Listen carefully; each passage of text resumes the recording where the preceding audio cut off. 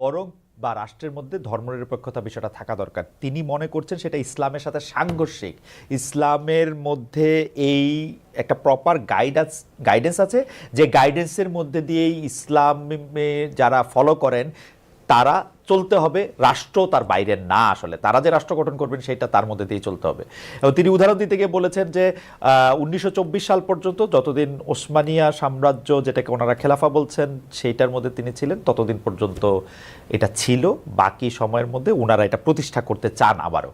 আপনার মতামত শুনতে চাই। আসলে রাষ্ট্রধর্মটা তো অনেক বড় একটা বিষয়। আমি খুব মানে সহজ ভাষায় বলার চেষ্টা করব। আমার সীমিত জ্ঞানে আমি যতটুকু জানি, ইসলাম আমাদেরকে শেখায় পরমত সহিষ্ণুতা। সবাই নিজের নিজের ধর্ম পালন করবে, আমি তাকে বাধা দেব না, আমি তাকে জোরও করব না, অথবা আমি তাকে ফলো করতে যাব না। ইংরেজিতে একটা কথা আছে, এগ্রি টু ডিসএগ্রি। আপনাকে আমি কথা বলার সুযোগ দিব, আপনার কাজ আপনি করবেন, আমার কাজ আমি করব, শান্তিপূর্ণ সহ অবস্থান হবে।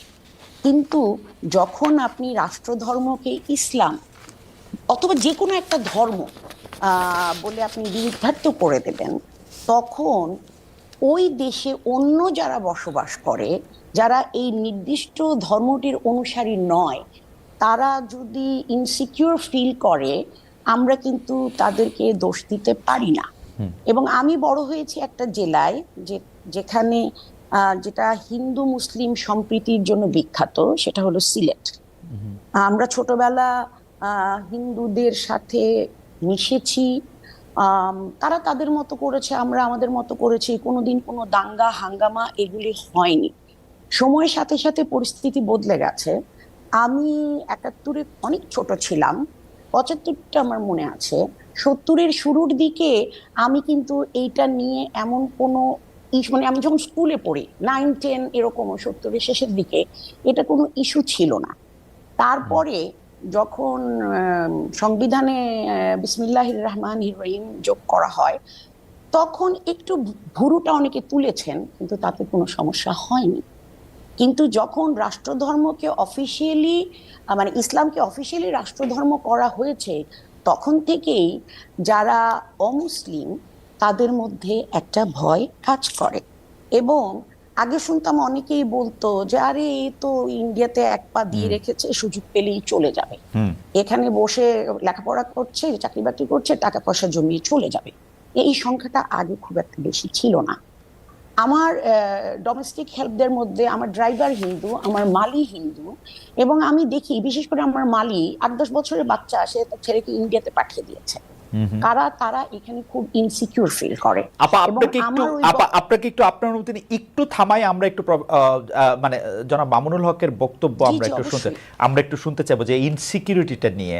এবং সেই ইনসিকিউরিটিটা তো একটা বাস্তব ইনসিকিউরিটি। আমরা একটা রাষ্ট্র গঠন করেছি, এই ক্ষেত্রে কি আমাদের আসলে একটা গ্রুপ যারা এই ব্যাপারটা বিশ্বাস করছে না বা ইসলাম ধর্মের মধ্যে তারা নাই, তারা ইনসিকিউর ফিল করছে না, এবং এই ফিলিংটা তাদেরকে দেয়া দরকার কিনা? আপা যে ইনসিকিউরিটিটার কথা বলছেন, জনাব মামুনুল হক।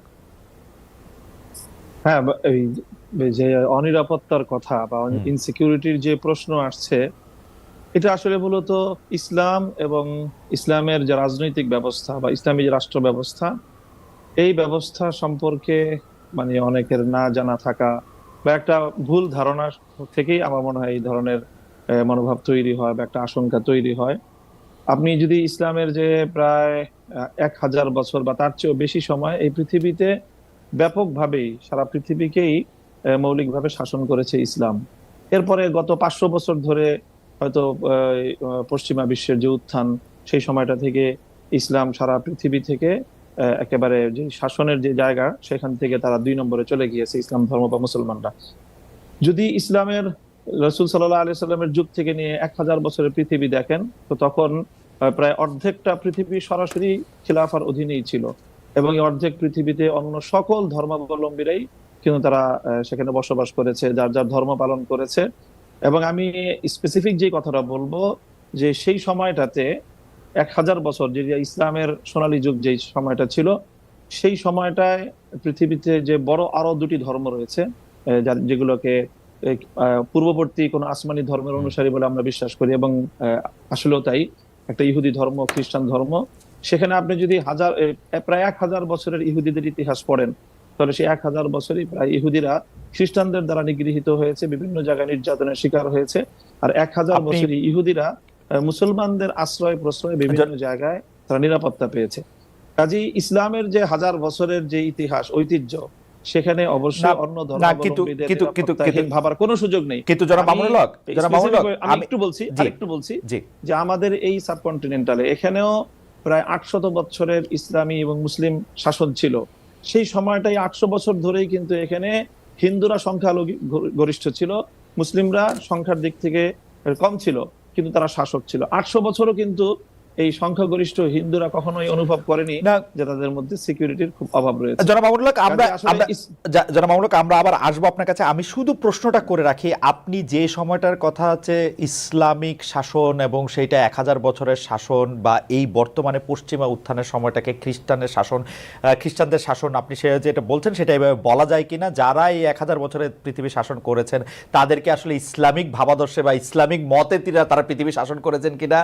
আমাদের উপমহাদেশে যারা মুসলমান, আপনি যাদেরকে মুসলমান শাসন বলছেন, সেটা মোগল হোক, পাঠান হোক, তারা আসলে সুদূর পরবর্তীভাবেও আসলে ইসলামী শাসন ব্যবস্থা করেছেন কিনা, সেটি নিয়ে আমরা আসলে আপনার সাথে একটু প্রশ্ন করব। নাকি আপনি আসলে শুধুমাত্র তাদেরকে ব্র্যান্ডেড করছেন, যেহেতু তাদের নাম দেখে, নাম পড়ে মুসলমান মনে হয়? আমি সেটা মূল জায়গাটা যেটা বলবো, সেখানে শাসন ব্যবস্থার ক্ষেত্রে, আইনের ক্ষেত্রে মূল ভিত্তিটা ছিল কোরআন সুন্নাহ।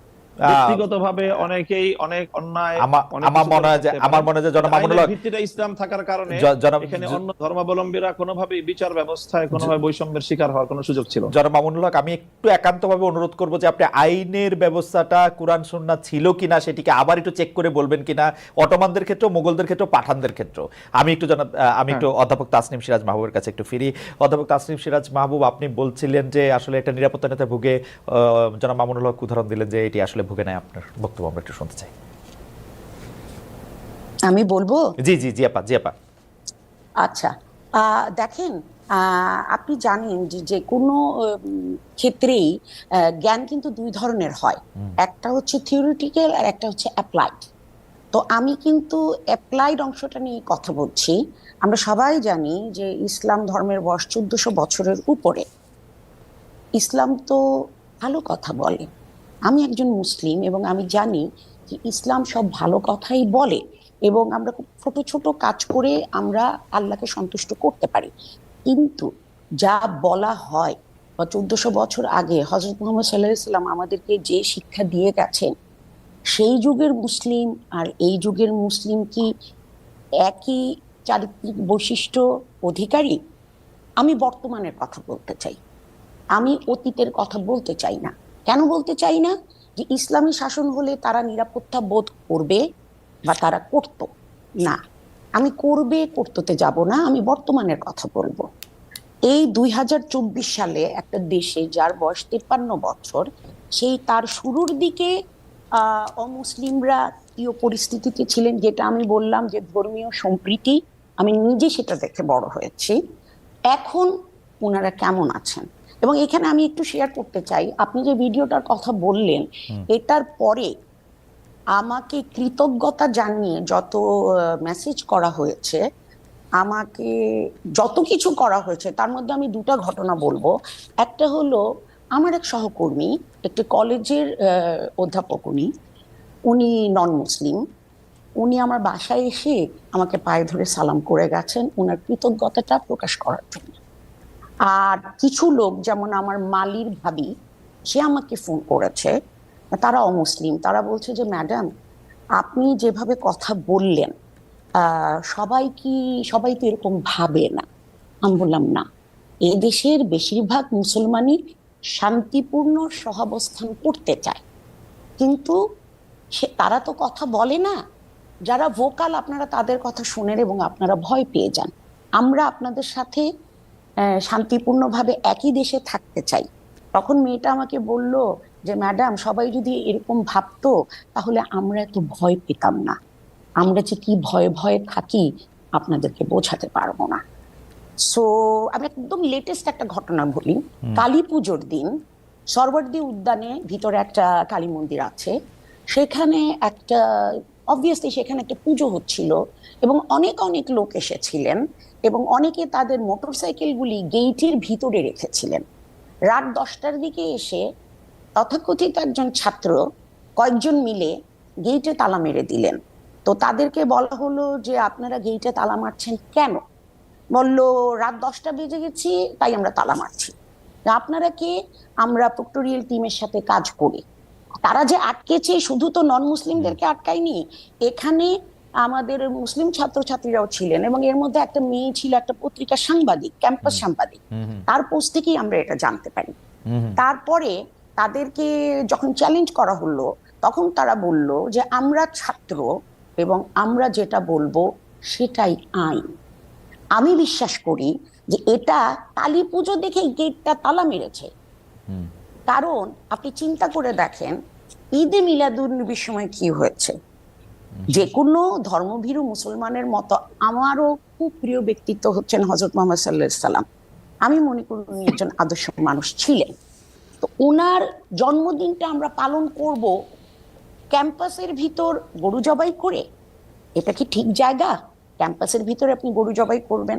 আর একদিকে আপনি আপনাদের অনুষ্ঠান হলে, আপনাদের বলতে আমি মিন করছি এই ছাত্রদের, তারা তাদের গরু কেটেও, গরু কাটুক খাসি কাটুক সেটা ইস্যু না, তারা এখানে আনন্দ ফুর্তি করছে। আর যখন অমুসলিমরা তাদের একটা অত্যন্ত গুরুত্বপূর্ণ পুজো তো অনেকই আছে, সেই পুজো করতে এসেছে তারা মোটরসাইকেলগুলি এখানে রেখেছে, আপনারা গেট বন্ধ করে দিলেন। তার মানে কি? যে অমুসলিম তার সাথে আপনি গায়ের জোর দেখিয়ে এটা করছেন। আপনি তো কোনো মুসলিমের সাথে এটা করতে যাবেন না। আবারও মুসলমান হয়েও আমি গিয়ে যদি বলতাম যে ক্যাম্পাসের মধ্যে এটা করো না, তাহলে আমার অবস্থা খারাপ হয়ে যেত। নিরাপত্তাহীনতার যে বোধটা, জি, এই ধরনের ঘটনা থেকেই সেটার জন্ম হয়। আপা আপনাকে অনেক ধন্যবাদ। আপা একদম স্পেসিফিক উদাহরণ দিয়েছেন জনাব মামুনুল হক। আমরা গত 3 মাসে কিন্তু আরও কিছু ঘটনা খবর পেয়েছি যেখানে রাস্তায় চলাচলরত নারীরা আক্রান্ত হয়েছেন, পোশাক নিয়ে নারীদের কটূক্তি করা হয়েছে বা হচ্ছে। এসব ঘটনায় আপনাদের ক্ষেত্রে আপনাদের সমর্থন কি আছে? অনেক ক্ষেত্রে তৌহিদি জনতার কথা বলা হয়েছে। আমি একটু শেষ করি, আমরা একটু শেষ করি। তো অনেক ক্ষেত্রে তৌহিদি জনতার কথা বলা হচ্ছে। এই তৌহিদি জনতা আসলে কারা? তাদের আপনি চেনেন কিনা, জানেন কিনা জনাব মামুনুল হক? আমি তৌহিদি জনতার পরিচয়ে যাচ্ছি না। আমি প্রথম আপনাদের এবং আমাদের আজকে সম্মানিত অতিথি যে কথাগুলো বললেন, সেই কথাগুলো সমাজের খুবই একেবারে বিচ্ছিন্ন কিছু ঘটনা।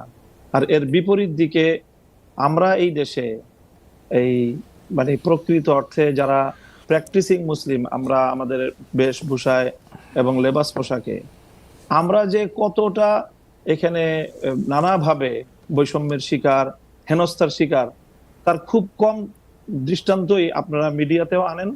আর আপনাদের এই সাধারণ যেই যারা মহলে চলাফেরা করেন, আপনাদের খুব কম আমার মনে হয় এটা জানাশোনা আছে। এই যে কালী পূজার যে দৃষ্টান্ত উনি আনলেন, আমি যদি এর বিপরীতে দৃষ্টান্ত আনি যে বাংলাদেশের বুয়েটের মতো একটা শিক্ষা প্রতিষ্ঠানে, সেখানে সব ধরনের গান বাদ্য ইত্যাদির অনুষ্ঠানগুলো দেদারসে হচ্ছে, কখনোই সেখানে এটা নিয়ে কখনো কোনো সময় পারমিশনের ক্ষেত্রে কোনো বিধিনিষেধ হচ্ছে না। অথচ তারা একটা কোরআনের তাফসিরের আলোচনা করতে গিয়ে অনুমতি চেয়েছিলেন। রাসূল সাল্লাল্লাহু আলাইহি ওয়াসাল্লামের জীবনী আলোচনার মতো খুব একটা সাধারণ মানের ধর্মীয় অনুষ্ঠান আয়োজন করা পারমিশন চেয়েও বুয়েটের কর্তৃপক্ষের কাছ থেকে সেই অনুমোদনটা পাননি। এটা সকল মিডিয়াতে এসেছে। ঢাকা বিশ্ববিদ্যালয়ের কথা যদি বলি, এই ঢাকা বিশ্ববিদ্যালয়ে আপনার কত বছর, কত যুগ পর্যন্ত ইসলামের নামে কোনো ছাত্র সংগঠনকে আপনারা একটা প্রোগ্রাম করতে দেয় নাই, অথচ সেখানে অন্য সব ধরনের ছাত্র সংগঠনগুলো তারা কার্যক্রম পরিচালনা করছে। কমিউনিজমের মতাদর্শের যারা, তারা করতে পারবে, অন্যান্য তারা করতে পারবে। শুধু ইসলামী ছাত্র সংগঠনের নাম নেওয়া হলেই ঢাকা বিশ্ববিদ্যালয় তাদেরকে অচ্ছুত হিসেবে সাব্যস্ত করে রাখা হয়েছিল। এই বিষয়ে তো কোনোদিন ওনারা কথা বলেন। জনাব মামুনুল হক, একটু জানতে চাইছি যে ইসলামের নাম নিয়ে কোনো প্রোগ্রাম ঢাকা বিশ্ববিদ্যালয় হয় না, কিন্তু অন্য কোনো ধর্মীয় আলোচনার বা কোনো এরকম কোনো প্রোগ্রাম কি হয়েছে? মানে আসলে তো ইসলামের নিয়ে অনেক ধরনের প্রোগ্রাম ঢাকা বিশ্ববিদ্যালয়ে হয়েছে, সেটা আমিও জানি, ইসলামের নিয়ে অনেক কিছু হয়েছে। ব্যাপকভাবে দেখেন, প্রায় প্রতিটি হলেই খুব সুন্দরভাবে আমি এবং আপনাকে নির্বিঘ্নেই ব্যাপকভাবে সেখানে হিন্দু ধর্মাবলম্বী সংখ্যা কত সেটারও কোনো হিসাব করা হয় না, তাদেরকে নির্বিঘ্নে হলের মধ্যে জাঁকজমকপূর্ণভাবে তারা পূজার আয়োজন করছে। আমি জনাব মামুনুল্লাহ ঢাকা বিশ্ববিদ্যালয়ের ব্যাপারটা একটু বলি, আমি একটু ঢাকা বিশ্ববিদ্যালয় তখন সেখানে অনুমোদন পাওয়া যায়। আমি ঢাকা বিশ্ববিদ্যালয়ের কথাটা একটু বলি। ঢাকা বিশ্ববিদ্যালয়ে আরবি, ইসলামের ইতিহাস ও সংস্কৃতি, ইসলামিক স্টাডিজ যেটা ইসলামী শিক্ষা সহ, ফার্সি সহ এবং আরও বেশ কিছু জায়গায় নিয়মিত এই ডিপার্টমেন্টগুলিতে নিয়মিত কোরআনের তাফসির, কোরআনের গল্প, কোরআনের থেকে বিভিন্ন উদাহরণ, হাদিসের বিভিন্ন রকম কথা, এগুলি নিয়ে নিয়মিত সেমিনারের আয়োজন করা হয়। নিয়মিত কিন্তু এগুলি করা হয় একাডেমিক কার্যক্রমের অংশ হিসেবে, এবং সেইটা শুধু একাডেমিক কার্যক্রমের অংশ হিসাবে না, মানে সেইটা যে সিনেট হল এর মধ্যেও অনেক সময় সেটা হয়ে আসছে, হবে, মানে সেটাতে কোনো, কিন্তু আপনি বলছেন যে এটা হয় না। আমরা ঢাকা বিশ্ববিদ্যালয়ের একজন, আমি ঢাকা বিশ্ববিদ্যালয়ের একজন অধ্যাপককে জানতে চাই, ঢাকা বিশ্ববিদ্যালয়ের অধ্যাপকরা একজন বলতে চাই ঠিক একই ভাবে যে কালী পূজার যে ঘটনা ম্যাডাম বললেন, সেটাও অবশ্যই ঘটনা সম্পর্কে তো আমরা বিস্তারিত জানি না, হয়তো কোনো ছাত্র বিচ্ছিন্ন হবে সেই ধরনের কিছু করে থাকতে পারে, সেটাকে হিন্দু ধর্মাবলম্বীদের বিরুদ্ধে একটা অভিযান বা একটা ভূমিকা হিসাবে চিহ্নিত করার কোনো মানে আমাদের কাছে তো প্রমাণ। আচ্ছা, আমরা একটু ম্যাডামের কাছে সে প্রকৃত অর্থে যারা দাড়ি টুপিওয়ালা মুসলমান হিসাবে ইসলাম ধর্মকে তারা সকল ক্ষেত্রে প্র্যাকটিস করতে চায়, বিশেষ করে রাজনৈতিক ক্ষেত্রে যারা আমরা ইসলামকে প্র্যাকটিস করতে চাই, আমরাই হলাম প্রকৃত অর্থে বাংলাদেশে আসলে সংখ্যালঘু, এবং আমরাই সবচেয়ে বেশি বৈষম্য এবং নানা ধরনের অত্যাচার এবং নিপীড়নের শিকার, এবং আমাদের এই নিপীড়নের বিরুদ্ধে কখনোই সমাজের এই যে সাধারণ শিক্ষা ব্যবস্থার যারা শিক্ষক মহোদয় আছেন বা অন্যান্য আপনাদেরও খুব একটা সোচ্চার কখনো আমরা পাই। আচ্ছা, আমরা এটা অধ্যাপক মাহবুবকে জানতে চাইবো। আমি একটু আপনার কাছ থেকে এটা জানতে চাই যে ধরেন বাংলাদেশে আপনি যে ধরনের রাষ্ট্র ব্যবস্থা কায়েম করতে চাচ্ছেন, ধরেন যে খিলাফা, সেই খিলাফা আসলো, তাহলে কি আপনারা এই যে ধরেন কালী পূজার কথা বলা হলো সেগুলি বন্ধ করে দিবেন, যে না রমনায় বা বন্ধ হবে কেন, সেগুলি করতে দিবেন, সেগুলি করতে দিবেন? প্রত্যেক ধর্মাবলম্বীর যার যার ধর্মীয় রীতি অনুযায়ী তার সে ধর্মীয় স্বাধীনতা ভোগ করবে, তার জানমালের নিরাপত্তার যে বিষয়গুলো আছে, ইসলামী রাষ্ট্র ব্যবস্থা, ইসলামী রাজনৈতিক যে বন্দোবস্ত, সেখানে অন্য ধর্মাবলম্বীদের ধর্ম পালনের শুধু স্বাধীনতা নয় বরং নিরাপত্তা নিশ্চিত করা হয়েছে, এবং সেই নিরাপত্তা অবশ্যই বাস্তবায়ন করা হবে। তাদেরকে কি জিজিয়া কর দিতে হবে? এখন আমি প্রথমেই কথা বলি যে আমরা মুসলিম কি অমুসলিম। যদি আমি মুসলিম হয়ে থাকি তাহলে আমাকে অবশ্যই কোরআনের প্রত্যেকটা আইনকে বিশ্বাস করতে হবে, মানতে হবে। আমরা আপনাদের কাছে পাল্টা প্রশ্ন করি খালেদ মহিউদ্দিন সাহেবকে এবং আজকে আমরা অতিথিকে, যে আমরা এজ এ মুসলিম আমরা কোরআনের প্রত্যেকটা বিধানকে শ্রদ্ধা করি কিনা, এবং প্রত্যেকটা বিধান আল্লাহর পক্ষ থেকে প্রদত্ত সেই হিসাবে আমি বিশ্বাস এবং মানি কিনা, সেটা বলেন আপনার। আচ্ছা, আমি প্রশ্ন উত্তর দিচ্ছি, আপা নিশ্চয়ই আমার থেকে দিবেন, আপা উত্তর দিবেন। আমি শুধু প্রশ্নটা করি যে আমরা কি কোরআনের বিধানটার প্রতি শ্রদ্ধা করি কেবলমাত্র আমি মুসলমান সেইটা বড় হওয়ার জন্য, নাকি আপা আরেকটা কথা বিভিন্ন জায়গায় বলে থাকেন, আমার হারাম হালাল জ্ঞান, আমার ঘুষ সুদ জ্ঞান, আমার অন্যায় অত্যাচার জ্ঞান, আমার বিভিন্নভাবে বিভিন্ন মানুষের যেটাকে আমানত্রে খেয়ানত করার জ্ঞান, সেইটাও আমরা মানি। আমি তো দেখি বাংলাদেশে বাংলাদেশ 90% মুসলমানের দেশ, আমি দেখি 90% মুসলমানের মধ্যে 90% ধর্মীয় সেই বিশ্বাসটাকে আপনি প্র্যাকটিস করার বিষয়। যদি আপনি ধর্মীয় যে বিশ্বাস সেটাকে যদি আপনি অ্যাকসেপ্ট করেন, দেন তখন আপনি মুমিন না, আমি এবং যদি আপনি সেটাকে প্র্যাকটিস করেন তারপর আপনি সে ভালো আমল হলো, আপনি উন্নত মুসলিম হলেন। কিন্তু